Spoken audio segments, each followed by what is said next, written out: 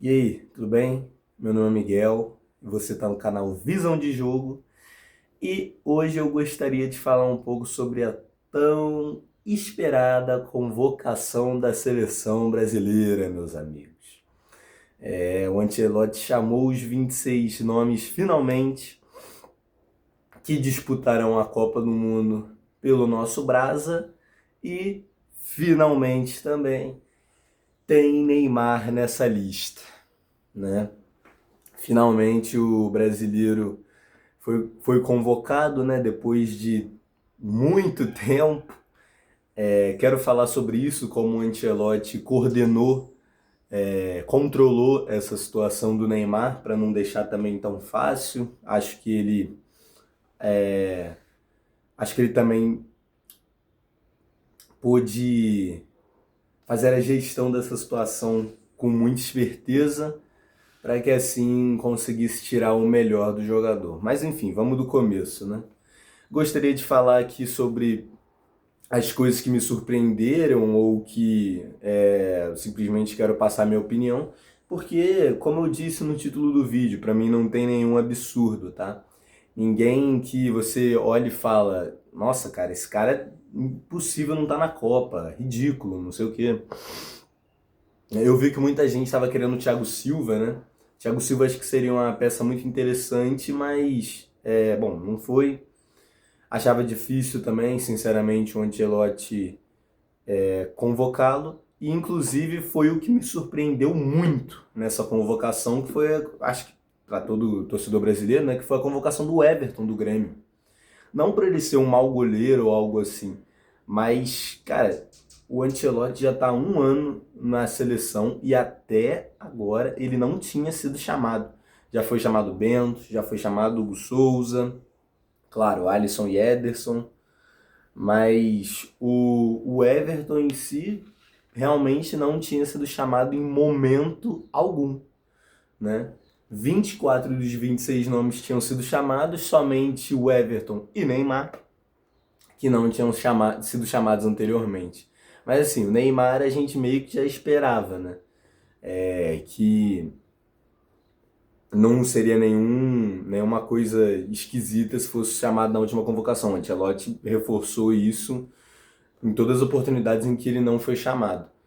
Agora, o Everton de fato foi um ponto surpreendente, né? Mas assim, o Ancelotti acho que mostra que ele estava visando por um cara mais experiente, né? Até de seleção brasileira propriamente, ele jogou Olimpíadas e Copa do Mundo, a Copa passada.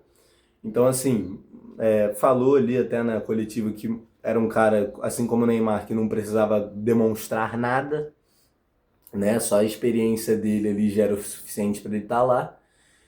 E é isso. Assim, Alisson e Ederson acho que não tem, né, nenhuma novidade, acho que era o que todo mundo esperava. A dúvida mesmo ficava pro terceiro goleiro. Que inclusive na minha convocação eu botei o Hugo Souza, né? O Bento achei que ficou muito para trás por causa, né, desses lances bizarros que ele tem no Al Nassr e praticamente, para mim, quase que tirou a própria vaga da Copa. E aí eu pensava que ia cair no colo do Hugo Souza, mas não aconteceu. Enfim, os zagueiros aqui que o Ancelotti chamou foram os defensores, né, no caso. Alexandro, Bremer, Danilo, Douglas Santos, Magalhães, Ibanes, Léo Pereira, Marquinhos e Wesley. Cara, o Ibanes, por exemplo, o Ibanes foi um dos caras que se beneficiou muito com a lesão de outro jogador, né? Porque na minha visão, ele é com certeza o cara que não acho que seja titular, mas é o cara que vai cobrir a do Éder Militão, né? Que é um cara que pode ser zagueiro ou lateral direito. Laterais do Brasil, inclusive, muito prejudicadas nesse ciclo, né? Nesse e no último também, Para quem já teve Roberto Carlos, Marcelo, Daniel Alves, ultimamente os laterais do Brasil estão bem abaixo do nível desses que eu citei. Mas, enfim, aí, bom, temos Alexandro para uma lateral. Acredito que o Danilo do Flamengo também jogue em uma das laterais. Douglas Santos, imagino que seja reserva. Vamos ver como é que vai ser.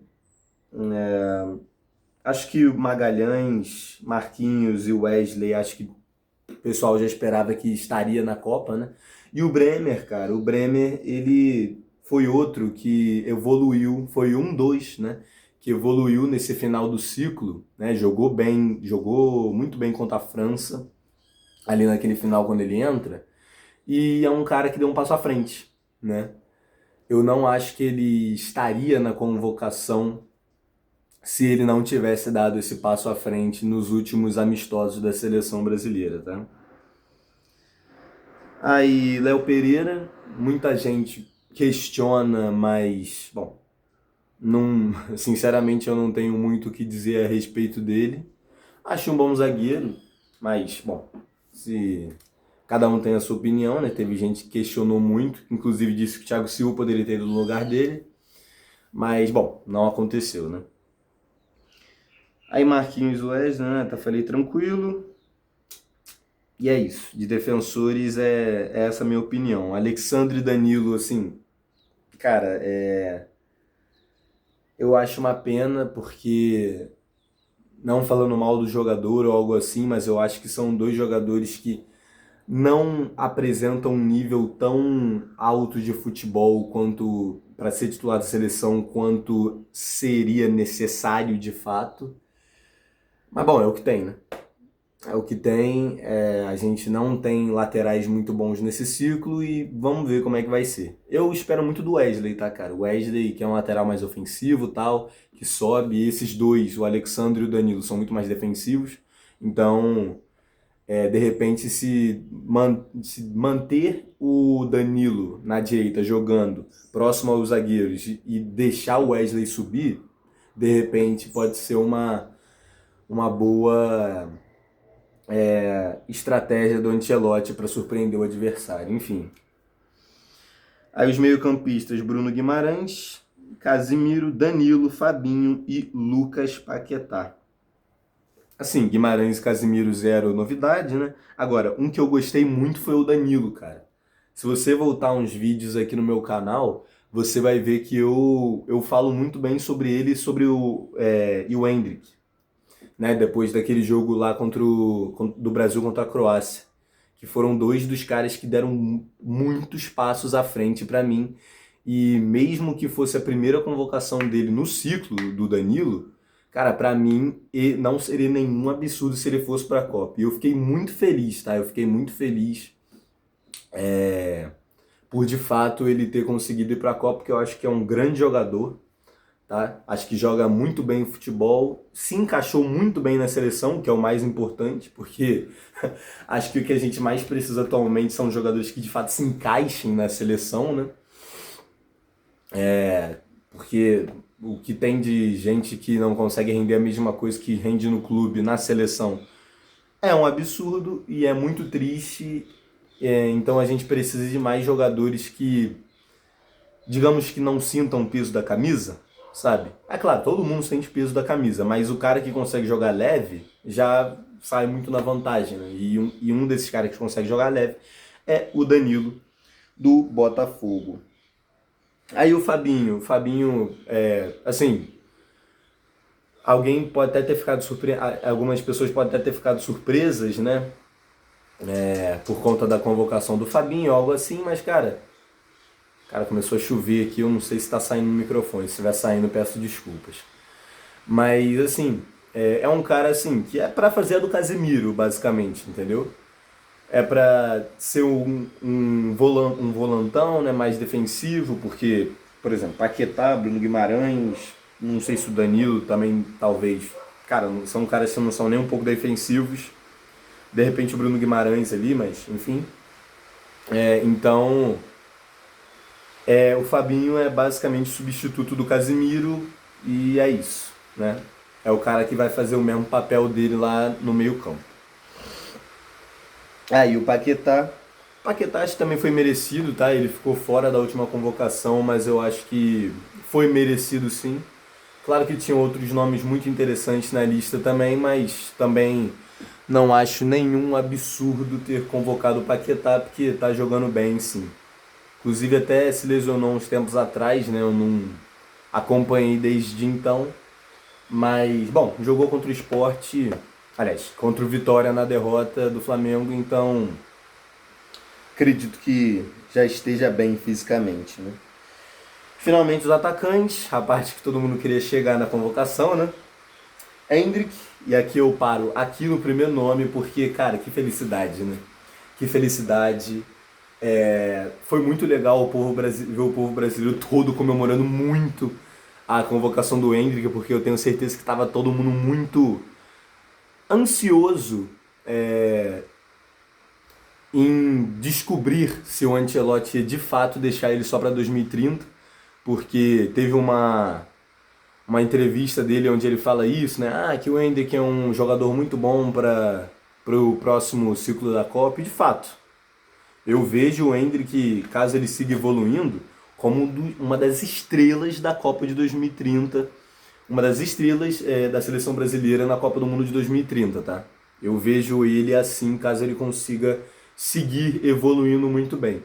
Mas ele, cara, só no jogo ali contra a Croácia, por exemplo, ele mostrou que ele não é um jogador só pro próximo ciclo, ele é pra agora. Entendeu? Ele tem muita estrela. E mesmo que não entre também, o Ronaldo Fenômeno, todo mundo usa esse exemplo, né? O Ronaldo Fenômeno esteve em 94 e não jogou. Mas o que ele adquiriu? Ele adquiriu experiência de seleção brasileira, experiência de estar, de presenciar uma Copa no Mundo, ou no campo ou no banco, né? Não da TV de casa. Então, cara, eu acho muito importante chamar um cara como ele, porque é um cara que tem estrela, que, bom, se o Ancelotti resolve botar ele, às vezes, sei lá, nos 20 minutos finais de jogo, ele provavelmente corresponderá, assim como correspondeu quando botou ele contra a Croácia, né? Pô, em, sei lá, 5 minutos de jogo ele já tinha mudado a história da partida. Sofreu um pênalti, deu uma assistência pro Gabriel Martinelli. Mas enfim, é isso, cara. Eu fiquei muito feliz mesmo, muito feliz. Os que me deixaram mais feliz foram ele e o Danilo, cara. Me deixaram mais satisfeito porque eram dois caras que eu não sabia se iriam e o Ancelotti acabou chamando eles. E o que eu achei muito certo, muito correto da parte do técnico italiano. Aí beleza, Martinelli, acho que todo mundo já imaginava que ele estaria na Copa, né? Tá jogando, vai pra final da Champions agora. Fez uma boa temporada no Arsenal. Não acho que seja um cara que caia nas graças da torcida brasileira, mas bom, é um cara que acho que todo mundo imaginava que iria estar. Igor Thiago. Igor Thiago também é um cara que acho que mereceu muito, cara. Mereceu muito. Um cara que cresceu muito nesse final de ciclo. Muita gente pedia ele, né? Porque, pô, é o artilheiro da Premier, é o segundo artilheiro da Premier League, só tá atrás do Haaland, cara. Um brasileiro que tá só atrás do Haaland na Premier League, pô, esse cara tem que ser visto de mais perto, né? Tem que ser estudado, né? Estudado. Tem que ser observado, melhor dizendo. Estudado é ótimo, né? Então, assim, foi outro cara que eu achei que mereceu muito, tá? Não sabia se ele conseguiria ir pra Copa, mas como conseguiu, achei muito certeiro, porque é um cara que mereceu. Aí Luiz Henrique, assim, é, vou até economizar saliva, porque não tem necessidade nenhuma de falar desse cara, né? Cara, foi um dos grandes jogadores do ciclo, tá? Sem enrolação, eu acho que ninguém discute que foi um dos grandes jogadores do ciclo, que sempre quando entrava, jogava leve, né? É incrível, esse cara não sente pressão de seleção brasileira, né? Não importa quem esteja na frente dele, não importa, sei lá, seja o lateral da França ou do Egito, ou do, sei lá, do Chile, ele vai corresponder do mesmo jeito, cara. Dificilmente a gente viu um jogo assim que a gente pega e fala, nossa, o Luiz Henrique jogou mal, hein? Dificilmente, entendeu? Durante o ciclo inteiro, desde 2024, na primeira convocação dele, quando ele jogar pelo Botafogo, é um cara que, quando entra no jogo, sempre corresponde. Então, não preciso nem falar muito dele, eu acho que todo mundo concorda que é para estar na Copa sem dúvidas. Matheus Cunha, cara, foi um cara que evoluiu muito, tá? Um cara que evoluiu muito. Ele não tinha o meu o meu apoio, por exemplo, o meu apoio, vou admitir, não achava que era um cara para ser titular de seleção brasileira e tal, mas é um cara que evoluiu muito no United, né? Com Carrick, o novo técnico do United, novo mais ou menos, né? Mas o técnico chegou essa temporada e está reestruturando o United. É um dos caras que cresceu muito com ele, tá? Faz uma boa temporada na Europa e por isso merece a vaga. E aí o Neymar, bom, acho que era o que toda a torcida brasileira estava esperando nessa convocação, ver o nome do homem sendo dito. E assim, se eu disser que eu também não fiquei feliz como uma criança quando o Ancelotti falou Neymar, eu estarei mentindo. Porque, cara, é um ídolo, né? É um ícone da seleção brasileira. Todo mundo que tá lá considera o ídolo, o seu ídolo.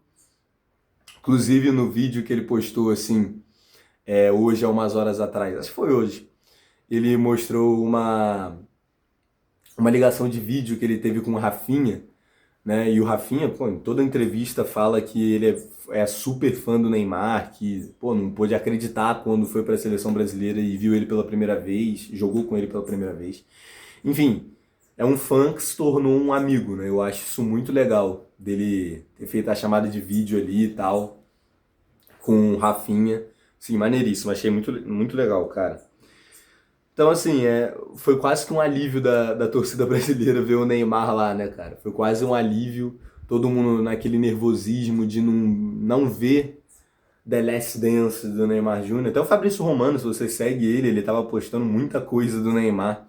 Então, quer dizer, era uma situação que já tinha tomado um, um- uma dimensão internacional, né? Mas o Neymar, eu não falo nem muito sobre a convocação. Eu gostaria de falar uma coisa até que eu vi o Luiz Felipe Freitas, o Luizinho da Cazé TV falando, que de fato foi uma análise muito interessante, que foi de como o Ancelotti conseguiu controlar, coordenar, até falei no início do vídeo, né, a situação do Neymar na seleção brasileira. Porque ao invés dele, pô, deixar que o Neymar decida quando ele vai, tipo, agora eu tô 100%, agora eu vou. Não, o Ancelotti falou, não, o jogador que vai para a seleção brasileira tem que estar 100% na capacidade física dele. Não adianta, sei lá, tá bem mentalmente ou somente tecnicamente. Tem que estar fisicamente 100% também. E é uma realidade que eu acho que o Neymar nunca tinha presenciado, né? Por exemplo, o Dorival, a gente pode pegar o Dorival Júnior naqueles amistosos de novembro de 2024, cara, já estava certíssimo do Neymar estar na convocação.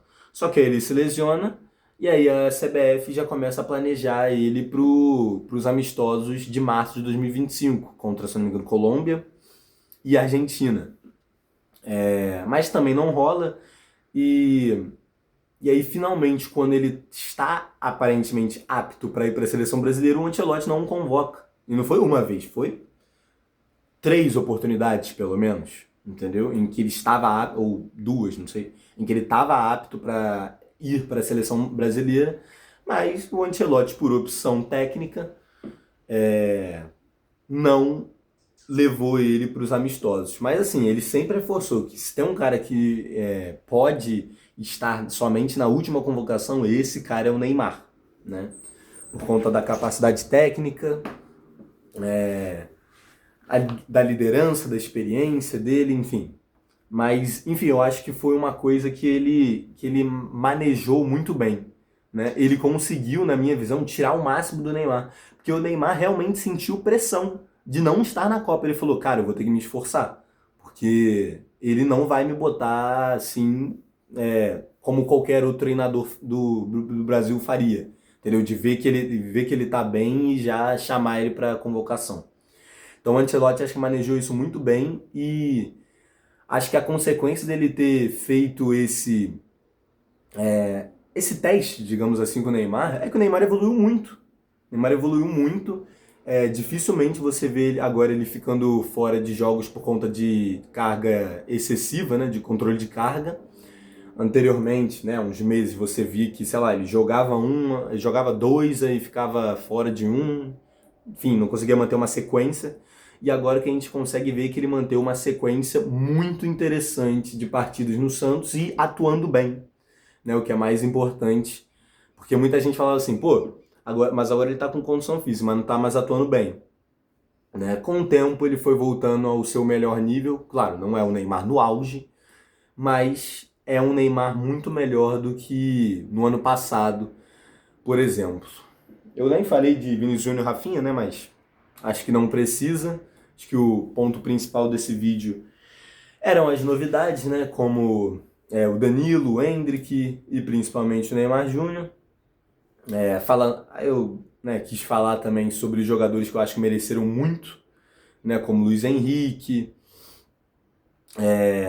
e, bom, eles também, né, o Danilo e o Endrick, acho que mereceram muito, fizeram por onde, e agora serão um dos 26 nomes que defenderão as 5 estrelas e, quem sabe, tragam a sexta para o Brasil em 2026. Bom, foi isso. Se você gostou, se você ficou até aqui, acho que você gostou. Então, por favor, considere se inscrever no canal e deixar seu like.